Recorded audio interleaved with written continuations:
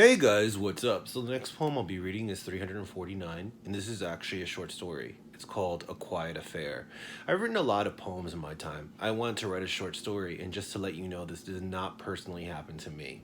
I came up with the idea a while back and wanted to write about it. The issue is a bit controversial, but I think it happens a lot. Besides, that's a topic that I always catches my interest. I love living in the edge, especially when it comes to my writing. This was written 4 to 5 years ago. A quiet affair. The hand is ticking on the clock above the board as I hear the students scribble, rushing to finish the exam, bubbling in the answers. This class is my life. English literature's my passion, always has been. Some of the lessons we've covered so far: Beowulf, Utopia, Hamlet, William Shakespeare, Romeo and Juliet, A Midnight Summer Dream, Robert Frost, The Road Not Taken, Branches, The Fall of the House of Usher. One day, I hope to be a writer, our teacher pacing around the class passively. I open our next novel to the first page, The Scarlet Letter, and continue to read until the bell rings. My best friend waits for me outside as I share a quick conversation with the teacher. His son, the quarterback of the football team, bumps into me as I leave the class. Having my book fall out of my hands, I quickly make it outside as she goes on and on about her crush on the teacher's son. But I blanked her words out, and my mind kept thinking about last night, how erotic it was, the smell of cigar and his breath, our naked bodies under the sheets of bed, at a cheap hotel, as he read me a ballad from Mr. Poe, my favorite. She looked at me and asked me if I was alright, and I just covered it up.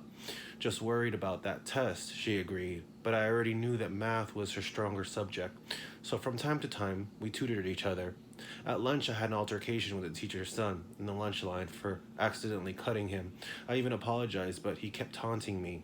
He's been doing this since I could remember: pansy boy, fag, Peter Pan, mama's boy, on, as his brainless flock busted out in laughter at him.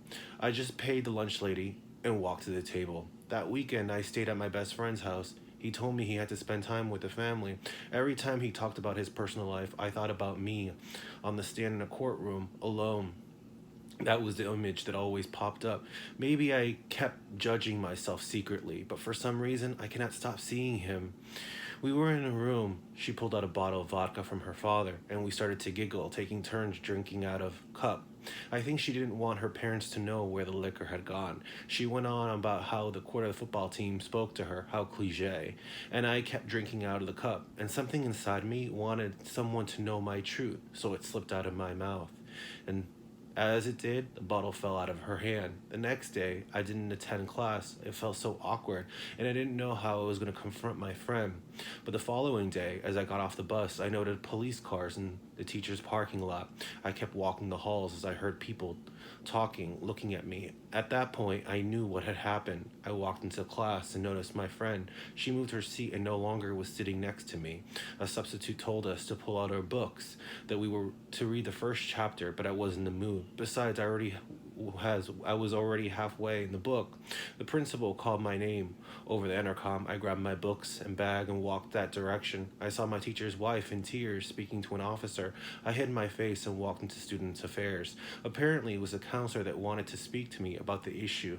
She told me it was very serious: adultery, underage sex, and she continued. My heart kept racing faster and faster, but I knew what I had to do. I smiled, looked at her. Rumors.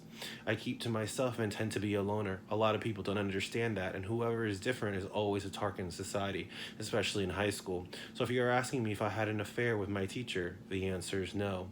The bell rang. I walked out of her office, and as I kept walking through the halls, reading the last page of the Scarlet Letter, people kept staring, pointing fingers, speaking, gossiping under their breath, and the only expression my face would show was a smirk.